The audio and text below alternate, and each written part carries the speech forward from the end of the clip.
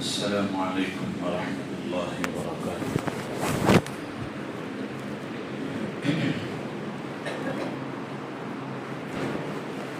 الحمد لله وكفى وسلام على عباده الذين اصطفى أما بعد فأعوذ بالله من الشيطان الرجيم بسم الله الرحمن الرحيم وَلِتُكَبِّرُوا اللَّهَ عَلَى مَا هَدَاكُمْ وَلَعَلَّكُمْ تَشْكُرُونَ صدق الله العظيم. وقال النبي صلى الله عليه وسلم إن لكل قوم عيدا وهذا عيدنا أو كما قال عليه الصلاة والسلام. محترم بزرگ و عزیز دوستو، اللہ جل جلالہ عم نوالہ کا احسان اور اس کا کرم ہے کہ اللہ تعالیٰ نے عید الفطر کے مبارک دن میں ہم سب کو یہاں جمع فرمایا ہے.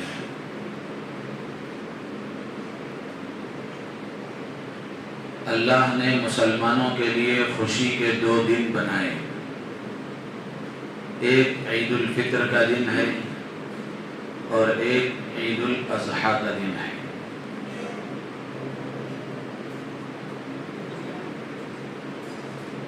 اللہ کے نبی علیہ السلام جب مدینہ تشریف لے گئے تو آپ نے وہاں دیکھا کہ یہودیوں کے 2 کھیلنے کودنے کے دن ہیں جن میں وہ اپنی خوشی کا اظہار کرتے ہیں، خوش ہوتے ہیں. تو اللہ کے نبی علیہ السلام نے فرمایا کہ تمہارے 2 دنوں کے مقابلے میں اللہ نے ہمیں بھی خوشی کے 2 دن عطا فرمائے. ایک عید الفطر کا دن ہے اور دوسرا عید الاضحیٰ کا دن ہے.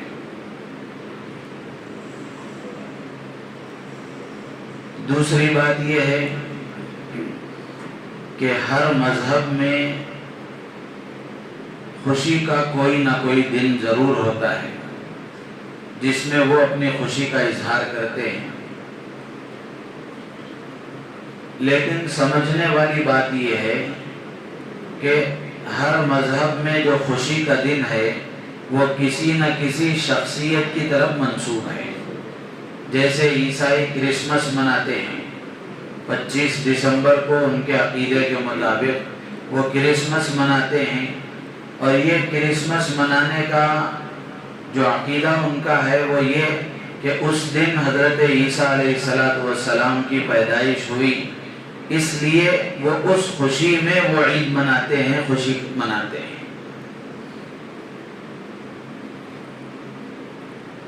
کیا حقیقتاً حضرت عیسیٰ علیہ السلام 25 دسمبر کو پیدا ہوئے ہیں؟ تو تاریخ کے ماہرین کا کہنا یہ ہے کہ 25 دسمبر حضرت عیسیٰ علیہ السلام کی پیدائش کی تاریخ نہیں ہے، لیکن وہ مناتے ہیں، منائے، ہمیں اس سے کوئی اعتراض نہیں. بتانا اتنا ہے کہ ان کی خوشی کا دن حضرت عیسیٰ علیہ السلام کی ذات کی طرف منسوب ہے. اسی طرح یہودی خوشی کا دن مناتے ہیں، اس دن خوش ہوتے ہیں. اس دن خوشی مناتے ہیں جس دن اللہ تعالیٰ نے حضرت موسیٰ علیہ السلام کو فرعون کے لشکر سے نجات عطا فرمائی، اور حضرت موسیٰ علیہ السلام اور ان کے لشکر کو اللہ نے سمندر سے پار اس طرف پہنچا دیا، اور فرعون کے لشکر کو اللہ نے سمندر میں ڈبو دیا. تو وہ اس دن خوشی مناتے ہیں. تو ان کی خوشی کا تعلق حضرت موسیٰ علیہ السلام کی ذات کے ساتھ ہے. ویسے ہی ہمارے ملک میں ہمارے برادران وطن، ہمارے ہندو بھائی ہیں، وہ خوشی مناتے ہیں، تو ان کی خوشیوں کے دن بھی کسی نہ کسی کی ذات کی طرف منسوب ہے. لیکن اللہ تبارک و تعالی نے ہماری عیدوں کو، ہماری خوشی کے دنوں کو اللہ نے کسی کی ذات سے نہیں جوڑا ہے بلکہ عبادتوں سے جوڑا ہے. رمضان کا مہینہ گزرتا ہے رمضان کے مہینے کے مکمل ہونے کے بعد عید الفطر کا دن آتا ہے۔ تو یہ عید الفطر، عید کا معنی ایک ہے اور ایک ہے فطر۔ فطر کا معنی روزہ چھوڑنا، روزہ افطار کرنا، روزہ نہ رکھنا۔ تو یہ عید الفطر رمضان کے مہینے کے بعد آتی ہے۔ اللہ تبارک و تعالی نے رمضان کے مہینے میں روزہ رکھنے کا حکم دیا تو ہم نے روزہ رکھا۔ اب رمضان المبارک کے مکمل ہونے کے بعد اللہ نے روزہ نہ رکھنے کا حکم دیا تو ہم روزہ نہیں رکھیں گے۔ تو آج کا یہ دن اللہ نے جو عید الفطر کا ہمیں دیا ہے، اس دن روزہ رکھنا ناجائز ہے۔ اگر کوئی روزہ رکھے گا تو اس کے لیے گناہ ہوگا۔ کیوں؟ اس لیے کہ آج اللہ نے روزہ نہ رکھنے کا حکم دیا ہے، اور دین نام ہے ماننے کا۔ کس کی ماننا؟ اللہ کی اور اللہ کے رسول کی۔ دین نام ہے اتباع کا۔ جب کرنے کے لیے کہا جائے تو کرنا چاہیے، اور جب رک جانے کے لیے کہا جائے تو رک جانا چاہیے۔ تو عید الفطر جو آتی ہے وہ رمضان کے مہینے کی عبادتوں کے بعد آتی ہے۔ تو یہ عید الفطر کو اللہ نے رمضان کے ساتھ جوڑا ہے۔ اسی طرح عید الاضحیٰ ہے جو قربانی کی عید ہے۔ اس عید کو بھی اللہ تبارک و تعالی نے قربانی والے عمل سے جوڑا ہے، قربانی کی عبادت سے جوڑا ہے۔ بلکہ قربانی کی جو عید ہے عید الاضحیٰ، یہ 10 ذی الحجہ کو ہوتی ہے۔ اس سے ایک دن پہلے 9 ذی الحجہ کو حج کا جو فریضہ بڑا فرض ہے وقوف عرفہ وہ ادا ہوتا ہے، حج کا فریضہ ادا کیا جاتا ہے۔ تو یہ عید الاضحیٰ اللہ تبارک و تعالی نے حج کی عبادت کے بعد رکھا ہے۔ تو اس لیے یہ بنیادی بات ہمیں ذہن میں رکھنا چاہیے کہ اللہ نے ہماری عبادتوں کو کسی کی ذات سے نہیں جوڑا ہے، عبادتوں سے جوڑا ہے۔ اور ہر مذہب میں، ہر مسلک میں جہاں خوشی کے دن ہیں وہ کسی نہ کسی کی ذات کے ساتھ جڑے ہوئے ہیں۔ اللہ نے ہماری عیدوں کو عبادتوں کے ساتھ جوڑا ہے۔ اور عید کا یہ مبارک دن، عید کا یہ مبارک موقع ہمارے لیے بڑی خوشی کا موقع ہے۔ یقینی بات ہے کہ جو اللہ پر ایمان رکھنے والا، اللہ کے نبی علیہ السلام کی رسالت کو تسلیم کرنے والا مسلمان، وہ عید کے دن خوشی محسوس کرے گا۔ اور اللہ کے نبی علیہ السلام نے بھی فرمایا کہ جیسے اور لوگوں کے لیے خوشی کے دن ہیں، ویسے اللہ تعالیٰ نے ہمارے لیے خوشی کے یہ 2 دن عطا فرمائے ہیں۔ تو ان 2 دنوں میں سے پہلا دن عید الفطر کا ہے، جو آج کا دن ہے عید الفطر۔ تو ہم میں سے ہر ایک کو خوش ہونا چاہیے۔ خوشی کس بات کی؟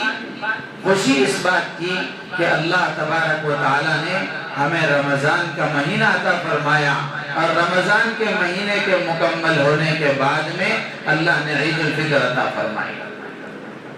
تو اس خوشی کے موقع پر ہمیں کیا کرنا چاہیے، اس سلسلے میں 2-4 باتیں مختصر عرض کر کے پھر اپنی بات مکمل کریں گے۔ پہلی بات تو یہ ہے کہ خوشی کے اس موقع پر ہمیں اللہ کا شکر ادا کرنا چاہیے، اللہ کا شکر ادا کرنا چاہیے۔ شکر کس بات پر ادا کرنا چاہیے؟ شکر اس بات پر ادا کرنا چاہیے کہ اللہ تبارک و تعالی نے ہمیں رمضان کا مبارک مقدس مہینہ عطا فرمایا، روزے رکھنے کی توفیق عطا فرمائی، تراویح پڑھنے کی توفیق عطا فرمائی، صدقہ و خیرات کی توفیق عطا فرمائی، تلاوت قرآن کی توفیق عطا فرمائی، اور بھی بہت سارے خیر کے کام کرنے کی اللہ نے توفیق دی۔ تو اللہ کا اس پر شکر ادا کیا جائے کہ اللہ کی توفیق کے بغیر یہ کام ہم نہیں کر سکتے تھے، اللہ نے توفیق دی اس لیے ہم نے یہ کام کیے، تو اس پر اللہ کا شکر ادا کیا جائے۔ اور دوسری بات ہے اللہ کے سامنے توبہ اور استغفار کیا جائے، اللہ سے معافی مانگی جائے۔ توبہ اور استغفار کس بات پر؟ کہ اللہ نے رمضان جیسا عظیم الشان، مقدس اور مبارک مہینہ عطا فرمایا، جیسے اس کی قدر کرنی چاہیے تھی ہم سے ویسی قدر نہیں ہو سکی، جیسے اس میں عبادتیں کرنا چاہیے تھا، جیسے اس میں آگے بڑھ چڑھ کر عبادتوں میں حصہ لینا چاہیے تھا، اور عبادتوں کا جیسا حق تھا وہ حق ہم سے ادا نہیں ہو سکا۔ ظاہر سی بات ہے، کون بندہ ایسا ہے جو اس کا دعویٰ کر سکتا ہے کہ میری عبادتیں اللہ کی شان کے مطابق ہیں؟ کوئی دعویٰ کر سکتا ہے کیا؟ کوئی دعویٰ نہیں کر سکتا۔ تو اس لیے اللہ کے نیک بندوں کی صفات اللہ نے قرآن میں بیان فرمایا کہ اللہ کے نیک بندے، متقی پرہیزگار بندے، چنندہ اور پسندیدہ بندے، اور اللہ کے خاص بندوں کی علامت یہ ہوتی ہے کہ وہ نیک کام کے کرنے کے بعد، اس کے مکمل ہونے کے بعد اللہ کے سامنے توبہ اور استغفار کرتے ہیں۔ قرآن میں سورہ زاریات میں اللہ تعالیٰ فرماتے ہیں كَانُوا قَلِيلًا مِّنَ اللَّيْلِ مَا يَهْجَعُونَ وَبِالْأَسْحَارِ هُمْ يَسْتَغْفِرُونَ کہ اللہ کے نیک بندے وہ ہیں جو رات کا ایک بڑا حصہ اللہ کی عبادت میں گزارتے ہیں اور پھر رات کے آخری وقت میں، سحری کے وقت میں اللہ کے سامنے توبہ اور استغفار کرتے ہیں۔ رات بھر عبادت کی انہوں نے، رات بھر عبادت میں گزاری، لیکن جب رات کے ختم ہونے کا وقت آتا ہے اب وہ اللہ سے معافی مانگتے ہیں۔ کس بات کی معافی مانگتے ہیں؟ ام المومنین حضرت عائشہ صدیقہ رضی اللہ تعالیٰ عنہ نے پوچھا، اے اللہ کے رسول، رات بھر عبادت کرنے کے بعد یہ کس گناہ سے معافی مانگ رہے ہیں؟ اللہ کے نبی نے فرمایا کہ عائشہ، یہ اللہ کو پہچاننے والے، اللہ کی معرفت رکھنے والے بندے ہیں، رات پوری ہوتی ہے ان کی تو رات بھر عبادت کرنے کے بعد میں ان کو یہ خیال آتا ہے کہ رات بھر ہم نے عبادت کی لیکن اللہ کی جو عبادت کا حق ہے وہ ہم سے ادا نہیں ہو سکا، جیسی عبادت کرنا چاہیے تھا ویسی عبادت ہم نہیں کر سکے، اس لیے وہ رات کے آخری حصے میں اللہ کے سامنے توبہ اور استغفار کرتے ہیں۔ تو اس لیے آج کے اس خوشی کے موقع پر ہمارے کرنے کا کام یہ ہے کہ ایک تو ہم اللہ کا شکر ادا کریں اور دوسرا اللہ کے سامنے توبہ اور استغفار کریں۔ آج کی خوشی اسی کو ہوگی جس نے رمضان میں روزے رکھے، عبادتیں کی، تراویح پڑھی، صدقہ اور خیرات کیا، اللہ کی عبادتوں میں اس کا وقت گزرا، اس کو کیا خوشی؟ جس نے رمضان میں نہ روزے رکھے، نہ تراویح پڑھی، نہ اللہ کی عبادتوں میں اس کا وقت گزرا، دونوں پر سے یہ وقت رمضان کا گزر گیا، لیکن جس نے اپنے رمضان کو صحیح طریقے سے گزار لیا وہ بڑا مبارکباد کے قابل انسان ہے اور اس کے لیے بڑی مبارکبادی ہے، اور جس نے رمضان کی ناقدری کی اس کے لیے بڑی بربادی ہے۔ تو اس لیے اللہ کا شکر بھی ادا کرنا چاہیے اور اللہ سے توبہ اور استغفار بھی کرنا چاہیے۔ دو کام ہوئے۔ تیسرا کام کرنے کا یہ ہے کہ خوشی کے اس موقع پر صلہ رحمی کی جائے، رشتے ناتوں کا جو حق ہے اس کو ادا کیا جائے۔ صلہ رحمی کا مطلب ہے کہ جو خونی رشتے ہیں ان خونی رشتوں کو باقی رکھا جائے، والد کی طرف سے، والدہ کی طرف سے جو خونی رشتے ہیں ان خونی رشتوں کو باقی رکھنے کی کوشش کی جائے، اور پھر اس سے آگے بڑھ کر جو سسرالی رشتے قائم ہوتے ہیں ان رشتوں کا بھی لحاظ رکھا جائے۔ خوشی کا موقع ہے تو سب سے ملاقات کی جائے، عید کی مبارکباد دی جائے، رشتوں کو باقی رکھا جائے، اور عیدوں کے موقع پر بڑوں کی ذمہ داری ہے کہ وہ اپنے چھوٹے بچوں کو یا اپنے گھر کے افراد کو ایسے رشتہ داروں سے بھی ملاقات کرائے جو بچوں کو معلوم نہیں ہے، ہمارے دور کے رشتہ دار ہیں یا پھر ایسے رشتہ دار ہیں کہ سال بھر ان کے پاس جانا آنا نہیں ہوتا۔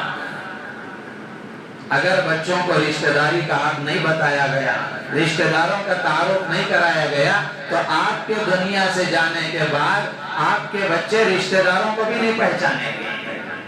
تو اس لیے رشتے ناتوں کو باقی رکھنے کی کوشش کی جائے، رشتہ داروں سے ملاقاتیں کی جائیں۔ اگر کسی سے انبن ہے یا کسی سے معاملہ نہیں بنتا، اللہ کے لیے اس خوشی کے موقع پر ان کو معاف کیا جائے، خود آگے بڑھ کر ان کے سامنے اس عید کی مبارکباد دی جائے، ان کو گلے لگایا جائے، ان سے معافی مانگی جائے اور آپس کی رنجشوں کو ختم کرنے کی کوشش کی جائے۔ اس لیے کہ صلہ رحمی بہت بڑا عمل ہے، اس کے بڑے فائدے ہیں۔ اللہ کے نبی نے فرمایا من احب ان یبسط فی رزقہ وینسأ لہ فی اثرہ فلیصل رحمہ، جو یہ چاہتا ہے کہ اس کی روزی میں برکت ہو اور اس کی عمر میں برکت ہو، اس کو چاہیے کہ وہ رشتہ داروں کے رشتہ داری کا حق ادا کرے۔ اور اللہ کے نبی نے حضرت عبداللہ ابن سلام رضی اللہ تعالیٰ عنہ سے فرمایا تھا کہ اے عبداللہ ابن سلام افشوا السلام وصلوا الارحام واطعموا الطعام وصلوا باللیل والناس نیام تدخلوا الجنة بسلام او کما قال علیہ الصلوۃ والسلام۔ اللہ کے نبی نے فرمایا تھا کہ اے عبداللہ ابن سلام سلام کو عام کرو۔ سلام ایک دعا ہے، ہر مسلمان کو، جاننے والے کو بھی نہ جاننے والے کو بھی اتنا پہچان لینا کافی ہے کہ یہ ہمارا مسلمان بھائی ہے تو اس کو سلام کرنا چاہیے۔ اگر مسلمانوں کے اندر سلام کا رواج پیدا ہو جائے، ہر ملنے والا مسلمان آپس میں ایک دوسرے کو سلام کرے تو دلوں میں محبتیں پیدا ہوں گی اور سلامتی آئے گی۔ تو اللہ کے نبی نے فرمایا سلام کو عام کرو اور ضرورت مند بھوکوں کو کھانا کھلاؤ اور پھر صلہ رحمی کرو۔ وصلوا الارحام وصلوا باللیل والناس نیام، اور رات میں اٹھ کر جب لوگ سو رہے ہوں اس وقت میں نماز کے پڑھنے کا اہتمام کرو۔ ان کاموں کو کرو گے تو تدخلوا الجنۃ بسلام، سلامتی کے ساتھ جنت میں داخل ہو جاؤ گے۔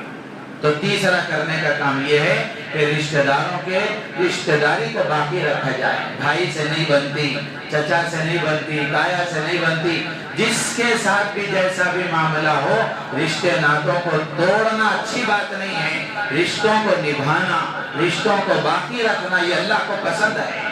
اللہ کے نبی نے فرمایا لا يدخل الجنت قاطع رحم، رشتے ناتوں کو توڑنے والا جنت میں نہیں جائے گا۔ ایک اور روایت میں اللہ کے نبی نے فرمایا کہ کسی آدمی کے لیے یہ جائز نہیں ہے، حلال نہیں ہے کہ وہ اپنے کسی بھائی سے 3 دن سے زیادہ بات بند کر دے۔ پھر آگے اللہ کے نبی فرماتے ہیں جو 3 دن سے زیادہ اپنے کسی مسلمان بھائی سے رشتے ناتے کو ختم کر لیتا ہے، قطع تعلق ہی کر لیتا ہے، اسی حال میں اگر مر جاتا ہے تو سیدھا جہنم میں جائے گا۔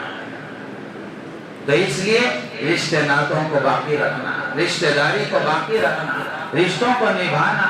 رشتے کب باقی رہتے ہیں؟ جب ملاقاتیں ہوں، ایک دوسرے کی خیر خواہی کی جائے، ایک دوسرے کے ساتھ ہمدردی کی جائے، ملنا جلنا ہو، خیر خیریت دریافت کی جا رہی ہو، تو اسی سے رشتے باقی رہتے ہیں۔ دور ہیں کوئی رشتہ دار، ہم ان سے ملاقات نہیں کر سکتے، یہاں کام کی غرض سے آئے ہیں یا پھر ہمارا کوئی اور دوسرا گاؤں ہے یہاں آ کر ہم بس گئے ہیں، فون سے رابطہ کریں، ان کو عید کی مبارکباد دیں، ان کی خیر خیریت دریافت کریں، ان سے رشتے کو باقی رکھنے کی کوشش کی جائے۔ تو تیسرا کام ہے۔ چوتھا کام یہ ہے کہ جو رشتہ دار عید کے موقع پر ہمارے پاس ملاقات کے لیے آئیں ان کی مہمان نوازی کی جائے، مہمان نوازی کی جائے، آنے والوں کو بوجھ نہ سمجھا جائے بلکہ خوش دلی کے ساتھ جو حاضر ہو اس سے ان کا اکرام کیا جائے۔ مہمان نوازی بہت بڑا عمل ہے۔ اللہ کے نبی نے فرمایا مہمان نوازی وہ کرتا ہے جس کو اللہ کی ذات پر یقین ہوتا ہے، جو اللہ پر ایمان رکھتا ہے۔ تو اس کا مطلب یہ ہوا کہ مہمان نوازی اس کے ایمان والا ہونے کی دلیل ہے۔ من کان یؤمن باللہ والیوم الآخر فلیکرم ضیفہ، کہ جو آدمی اللہ پر ایمان رکھتا ہے، آخرت کے دن پر ایمان رکھتا ہے، اس کو چاہیے کہ وہ اپنے مہمان کا اکرام کرے۔ تو اس لیے آنے والوں کا خوب اکرام کرے۔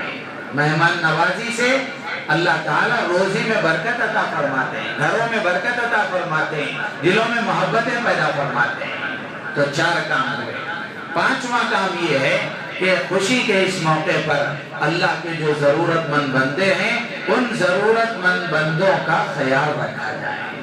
سب سے پہلے اپنے رشتہ داروں میں دیکھا جائے کہ ہمارے رشتہ داروں میں کون ضرورت مند ہیں، کون مجبور اور بے سہارا ہیں، کون خستہ حال ہیں۔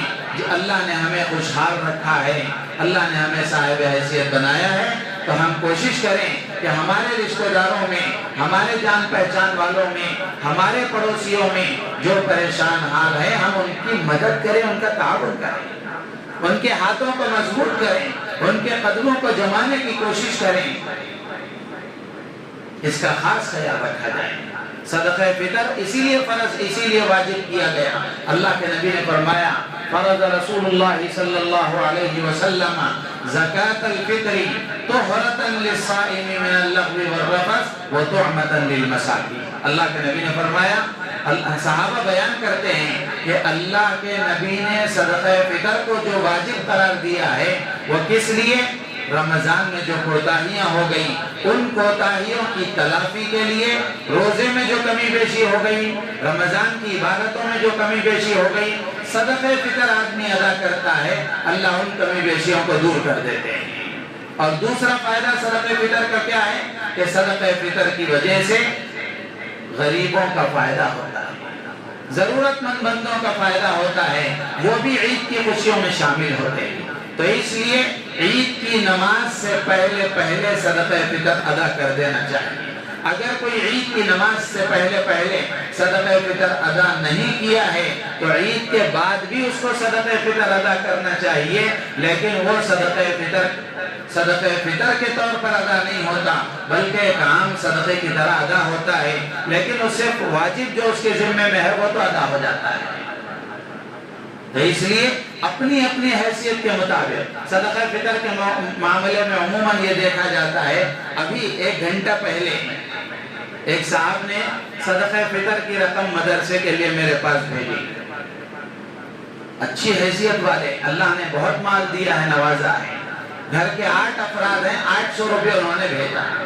جبکہ میں مطالعہ کر رہا تھا بیٹھ کر، تو میں نے مطالعہ بند کر کے ان کو فون کیا کہ آپ کے یہاں شادیاں کیسی ہوتی ہیں، آپ کے گھر میں کھانے کتنے بنتے ہیں، اللہ نے خوشحال رکھا ہے تو اللہ کے نام پر بھی خوشی کے ساتھ خوب خرچ کیا جائے، کھجور کی مقدار سے صدقہ فطر دیا جائے، کشمش کی مقدار سے صدقہ فطر دیا جائے۔ یہ تو ایک دم لو کیٹیگری، آخری درجے کا مسلمان ہے، جو سب سے کم حیثیت والا ہے، اس کے لیے ہے کہ وہ 100 روپے صدقہ فطر دیا جائے۔ آپ تو کھجور کی مقدار سے صدقہ فطر ادا کر سکتے ہیں، کشمش کی مقدار سے صدقہ فطر ادا کر سکتے ہیں۔ بہت سارے لوگ انجانے میں بھی کر دیتے ہیں، ان کو معلوم نہیں ہوتا، کوئی بتاتا نہیں ہے۔ تو اس لیے صدقہ فطر اپنی اپنی حیثیت اور اپنی اسٹیٹس کے مطابق ادا کرنا چاہیے۔ تو یہ 5واں کام ہے کہ ضرورت مند بندوں کا خیال رکھا جائے، اپنے اڑوس پڑوس میں دیکھا جائے، رشتہ داروں میں دیکھا جائے، ملنے جلنے والوں میں دیکھا جائے، ان کی ضرورتوں کو پورا کرنے کا خیال رکھا جائے۔ تو انشاءاللہ ان کاموں کے کرنے کی وجہ سے ہماری عید کی خوشیوں میں اور 4 چاند لگ جائیں گے، ہم بھی خوش ہوں گے، دوسروں کو خوش کریں گے، اللہ ہمیشہ ہمیں خوش رکھیں گے۔ اللہ تعالیٰ سے دعا ہے اللہ تعالیٰ ہم سب کو ان باتوں پر عمل کی توفیق عطا فرمائے، اور اس عید کو اللہ تعالیٰ ہمارے لیے خوشی کا، نجات کا، مغفرت کا، اللہ کی رحمتوں کے نزول کا ذریعہ بنائے۔ آمین۔ وآخر دعوانا ان الحمدللہ رب العالمین۔ نماز کا